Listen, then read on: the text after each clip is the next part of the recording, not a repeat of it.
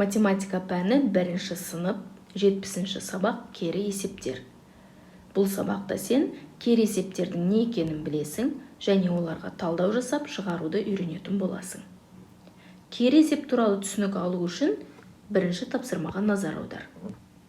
Ондағы есептің берілгені мен суретке қара. Тапсырмада былай дейді: есептер құрастырып, оларды шығар дейді. Алдымен есептің берілгенін оқып алайық. Балалар орманға саңырауқұлақ теруге келді. Олар томарқұлақ пен арыш тапты. Мында тұрған бос тор көздерге біз томарқұлақ пен арыш саңырауқұлақтарының санын жазуымыз керек. Суретке қарап санай ғой. Томарқұлақтың саны қанша? Дұрыс. Томарқұлақтың саны 5. Ал арыштың саны қанша? Дұрыс. Арыш саңырауқұлағының саны 3. Міне бұл есептің берілгені. Енді ойлана ғой, мында есептің қандай бөлігі жоқ? Дұрыс. Есептің сұрағы жоқ. Бұл дегеніміз біз есептің сұрағын өзіміз қоя отырып, яғни түрлендіре қоя отырып, бірнеше кері есеп жасай аламыз деген сөз. Мысалы, төмендегі үлгіні алайық. Мұнда осы берілген есепке 3 кері есеп ұсынылған. Осы 3 кері есепке қарай отырып, ол есептерде қандай айырмашылық және қандай ұқсастық бар екенін ойланып көр. Не байқадың? Алдымен ұқсастығына тоқталайық. 3 есепте де томарқұлақ пен арыш саңырауқұлағы туралы айтылған.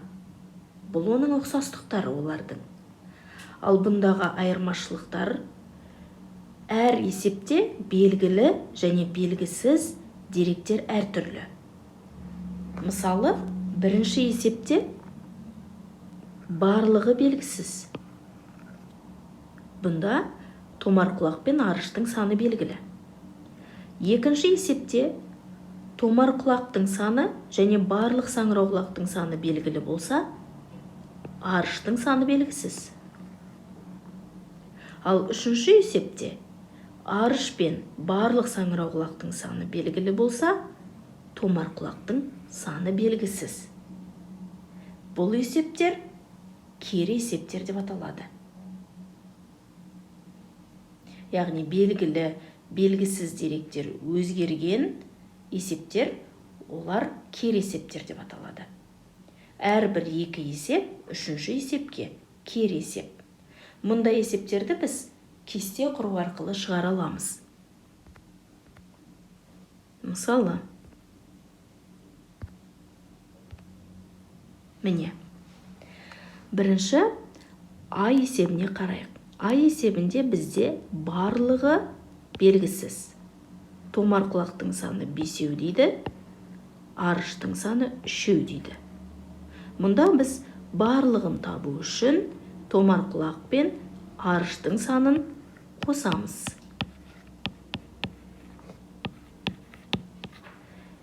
Яғни, барлық саңырауқұлақтың саны 8. 1-ші есептің сұрағы: барлық саңырауқұлақтар қанша? Әсінде арыштың саны белгісіз. Ә есепте. Бұнда керісінше барлық саңырауқұлақ белгілі және томарқұлақтың саны белгілі. Арыштың санын табу үшін біз барлық саңырауқұлақтан белгілі томарқұлақтың санын азайтамыз. 8-ден 5-ті азайтамыз. 3. Яғни, арыштың саны қанша деген сұраққа біз арыш 3 деп жауап береміз. Ал Б есебінде бұл жерде томарқұлақтың саны белгісіз.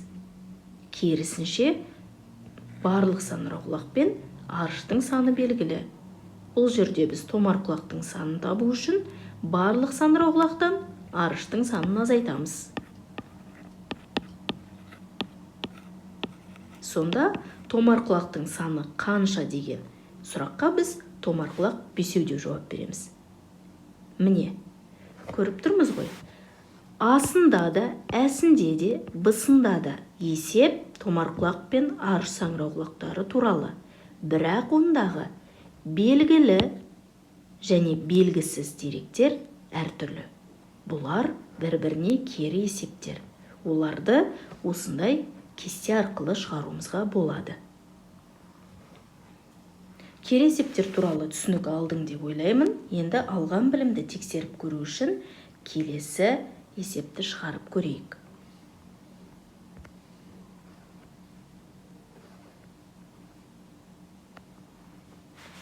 Он жетінші беттегі екінші тапсырма.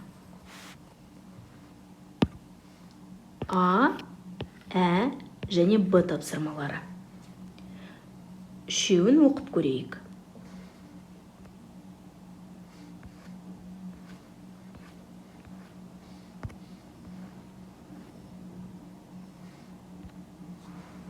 Асы. Әлия 10 саңырауқұлақ, ал Сырым 20 саңырауқұлақ терді. Екеуі бірге неше саңырауқұлақ терді? Әсі. Әлия мен Сырым екеуі 30 саңырауқұлақ терді. Әлия 10 саңырауқұлақ терді. Сырым неше саңырауқұлақ терді? Бысы. Әлия мен Сырым екеуі 30 саңырауқұлақ терді. Сырым 20 саңырауқұлақ терсе, Әлия неше саңырауқұлақ терді? Қарап отырсаң, үш есепте де саңырауқұлақ туралы айтылып тұр. Үшеуінде де Әлия мен Сырымның саңырауқұлақ тергені туралы баяндалады. Бірақ бұндағы белгілі және белгісіз деректер әртүрлі. Сызбада көрсетілгендей. Енді жеке-жеке тоқталайық. Бірінші есепте Әлияның қанша саңырауқұлақ тергені белгілі, Сырымның қанша саңырауқұлақ тергені белгілі, екеуінің бірге барлығы қанша саңырауқұлақ тергені белгісіз. Біз барлығын табу үшін 10 мен 10 саңырауқұлаққа 20 саңырауқұлақты қосамыз. Барлығы 30 саңырауқұлақ.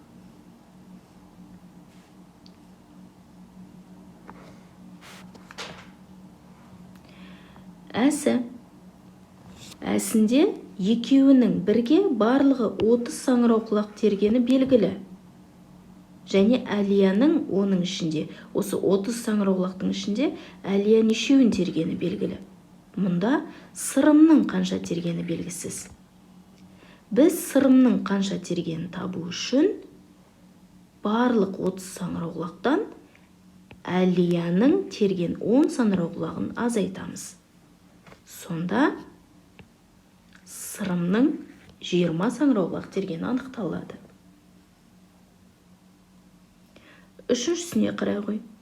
Үшіншісінде екеуінің бірге терген 30 саңырауқұлағы белгілі, және оның ішінде Сырымның қанша саңырауқұлақ тергені белгілі. Бұнда біз енді Әлияның қанша саңырауқұлақ тергенін табуымыз керек. Ол үшін біз барлық саңырауқұлақтың санынан Сырымның терген 20 саңырауқұлағын азайтамыз. Сонда Әлияның қанша саңырауқұлақ тергені анықталады. 30-дан 20-ны азайтатын болсақ, 10, яғни Әлия 10 саңырауқұлақ терген. Осы үш есепті өзің шығаруыңа болады. Ол үшін есептің қысқаша шартын құрасың. Мысал ретінде біреуін көрсетейін, қалған екеуін өзің шығара қой. Асын шығарып көрейік. Есептің қысқаша шартын жазу үшін бірінші белгілі сандарды жазып аласың. 10 ол Әлияның терген саңырауқұлағының саны, сондықтан Әлия 10 саңырауқұлақ терді деп жазамыз. 20 ол Сырымның терген саңырауқұлағының саны. Демек біз жазамыз Сырым 20 саңырауқұлақ терді.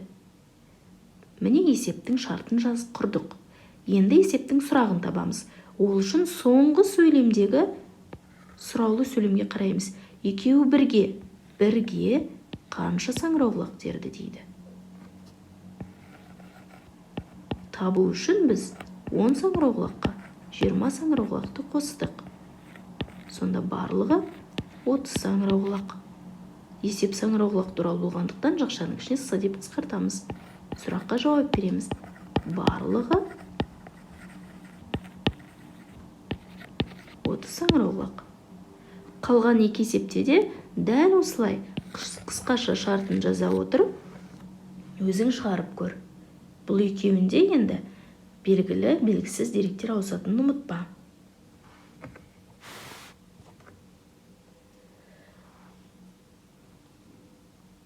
Бұл есепті шығарып болғаннан кейін үшінші тапсырмаға назар аудар. Есепте. Ауызша есептей отырып, өрнектің мәнін жазуымыз керек. Кейбір оқушылар бірден ауызша есептеуге қабілетті, кейбір оқушылар қиналуы мүмкін. Ол үшін мынандай тәсілді пайдалануымызға болады. 30 пен 20-ның қосындысын табу үшін біз 30-дан кейін ондықпен 2 рет санайық. 20 дегеніміз ол 2 ондық. Яғни 30-дан кейін 2 рет ондықпен санайық. 40, 50. Яғни 30 бен 20-ның қосындысы 50-ге тең. Келесі өрнек. 40 дегеніміз ол 4 ондық.